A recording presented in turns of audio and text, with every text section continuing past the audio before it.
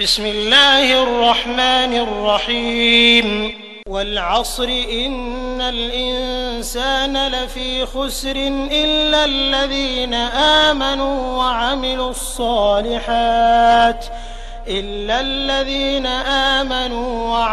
الصالحات وتواصوا بالحق وتواصوا بالصبر.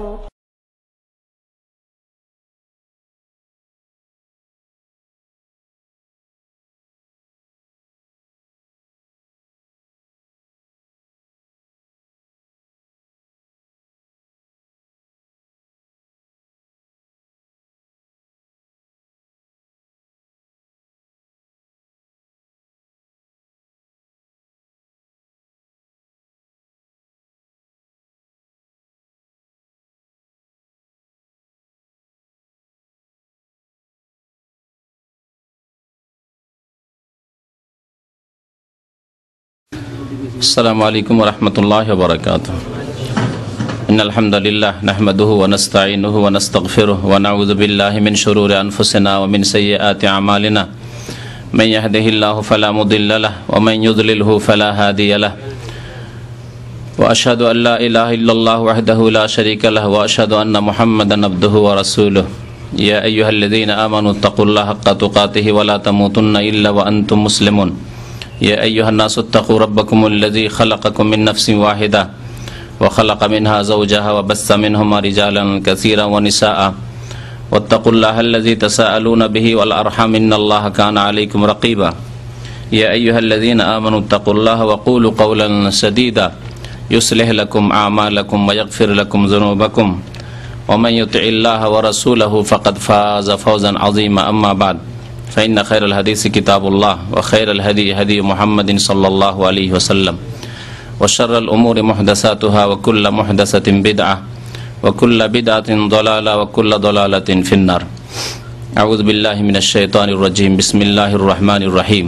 وقل الحق من ربكم فمن شاء فليؤمن ومن شاء فليكفر إنا أعتدنا للظالمين نارا أحاط بهم سرادقها وإن يستغيثوا يغاثوا بماء كالمهل بئس الشراب وساءت مرتفقا. মহান আল্লাহ সমস্ত প্রশংসা দরুদ ও সালাম নাজিল হোক প্রিয় নবী মুহাম্মদ সাল্লাল্লাহু আলাইহি সাল্লামের উপর। আল্লাহুম্মা সাল্লি আলাইহি আল্লাহুম্মা বারিক আলাইহি। গত কয়েক সপ্তাহ আপনাদের এবং বাইরের বেশ কিছু প্রশ্নের উত্তর দেওয়ার পরে এমন একটি বিষয় নিয়ে আলোচনা করব যে বিষয়টি অত্যন্ত গুরুত্বপূর্ণ সত্যকে গ্রহণ করার ক্ষেত্রে।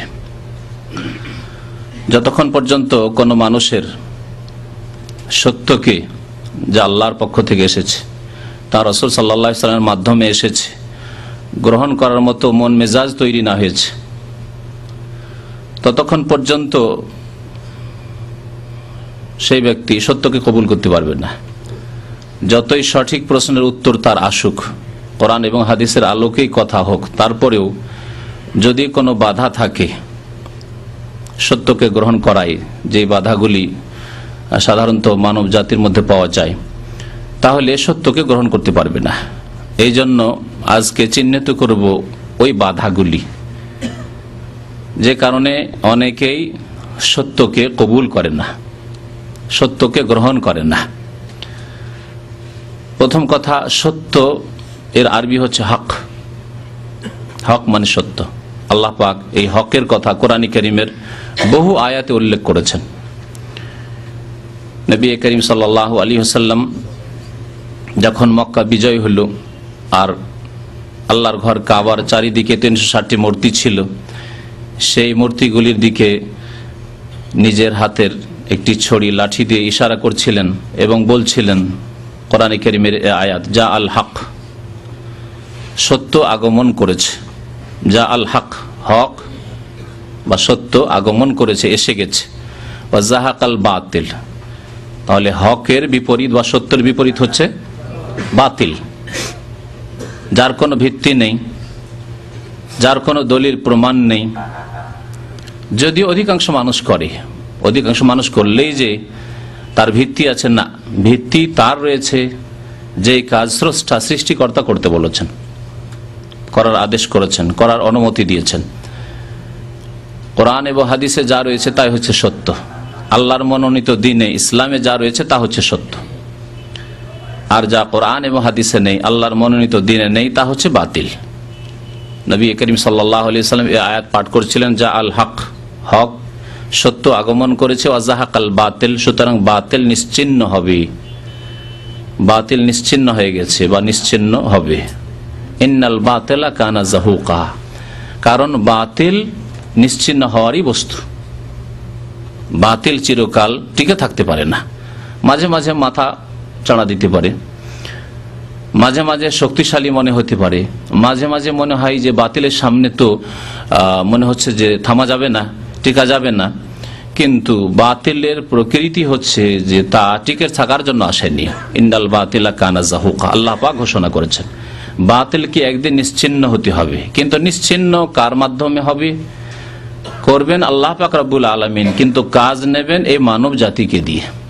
মানব জাতিকে এই হককে, এই সত্যকে জয়ী করার জন্য প্রয়াস চালাতে হবে, মেহনত করতে হবে, তাহলে আল্লাহ পাক হককে জয়ী করবেন, সত্যকে মজবুত করবেন এবং হকপন্থীদেরকে সম্মানিত করবেন, সত্যের অনুসারীদেরকে আল্লাহ পাক রব্বুল আলামিন নেতৃত্ব দান করবেন এবং বাতিলকে নিশ্চিহ্ন করবেন। এই হক বা সত্য গ্রহণে বাধা কি,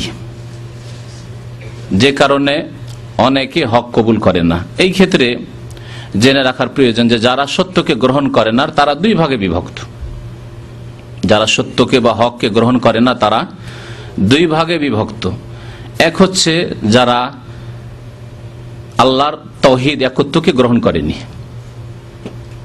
তার মানে তারা কারা? মুশরিক, কাফের। রাসূলুল্লাহ সাল্লাল্লাহু আলাইহি ওয়াসাল্লাম রিসালাতকে গ্রহণ করেনি, কালেমা লা ইলাহা ইল্লাল্লাহ, আল্লাহ ছাড়া কেউ সত্য মাবুদ নেই, এ কথা অন্তরে বিশ্বাসও করেনি, এর সাক্ষ্য প্রদানও করেনি। মুহাম্মদুর রাসূলুল্লাহকে অন্তর থেকে বিশ্বাসও করেনি এবং এ কথার সাক্ষ্য প্রদান করেনি। এরা সত্যকে গ্রহণ করেনি। তাদের কাছে কি বাধা সত্য গ্রহণে? আর এক শ্রেণীর লোক আছে, হয়তো জন্মগত মুসলিম, মুসলিম পরিবারেই জন্মগ্রহণ করেছে, মুসলিম সমাজে বসবাস করে, নিজেকে মুসলিম বলে পরিচয় দিয়ে থাকে, কিন্তু সত্যকে গ্রহণ করে না। সত্য আসলে, হক সামনে স্পষ্ট হলে গ্রহণ করে না। হক রয়েছে কিন্তু হকের কাছে যায় না, সত্যের কাছে যায় না। কারণ কি? কয়েকটি কারণ আমি আপনাদের সামনে উল্লেখ করব। তার আগে বলবো যে হক আল্লাহর পক্ষ থেকে। হক কোথা থেকে? আল্লাহর পক্ষ থেকে। শুরুতে আয়াত পাঠ করেছি সূরা কাহফের আয়াত নম্বর 29। মহান আল্লাহ পাক ইরশাদ করেছেন, কুলিল হাক্কু মির রাব্বিকুম, হে নবী আপনি বলে দিন যে হক হচ্ছে, সত্য হচ্ছে তোমাদের রবের পক্ষ থেকে। তাহলে স্পষ্ট যে হক বা সত্য যেটি, তার দলিল থাকতে হবে আল্লাহর পক্ষ থেকে। আল্লাহর পক্ষ থেকে দলিল প্রমাণ মানে হয় কোরআনুল কারীমে রয়েছে, আর না হলে রাসূলুল্লাহ সাল্লাল্লাহু আলাইহি সাল্লামের হাদিসে রয়েছে। কারণ কোরআন এবং হাদিস এই দুইটি বিষয় হচ্ছে ওয়াহি, ঐশী বাণী। এই জন্য যেসব ভাইরা মাদ্রাসায় পড়েছেন তারা জানেন যে ওয়াহিকে দুই ভাগে ভাগ করা হয়েছে। ওয়াহিকে দুই ভাগে ভাগ করা হয়েছে। এক ওয়াহির নাম হচ্ছে ওয়াহিয়ে মাতলু, মানে এমন ওয়াহি, ঐশী বাণী যা তিলাওয়াত করা হয়, যার তিলাওয়াত হচ্ছে ইবাদত। আল মুতাআব্বাদ, আল কোরআনুল কারীম হচ্ছে আল মুতাআব্বাদ বিতিলাওয়াতিহি। কোরআনুল কারীমের তিলাওয়াতই হচ্ছে ইবাদত। আউযু বিল্লাহি মিনাশ শাইতানির রাজিম, বিসমিল্লাহির রহমানির রহিম। কেউ বলল আলহামদুলিল্লাহি রাব্বিল আলামিন, সেই ব্যক্তি তিলাওয়াত করলো, ইবাদত করলো। প্রত্যেকটি অক্ষরে অক্ষরে সে নেকি পেল। হাদিস পড়েও নেকি আছে, কিন্তু হাদিসের তিলাওয়াত হয় না। এ হচ্ছে কোরআন কারীমের তিলাওয়াত, শাব্দিক তিলাওয়াত, আক্ষরিক তিলাওয়াত। তারপরে তিলাওয়াতের আরেকটি অর্থ হচ্ছে অনুকরণ করা, অর্থাৎ তার অর্থ অনুধাবন করে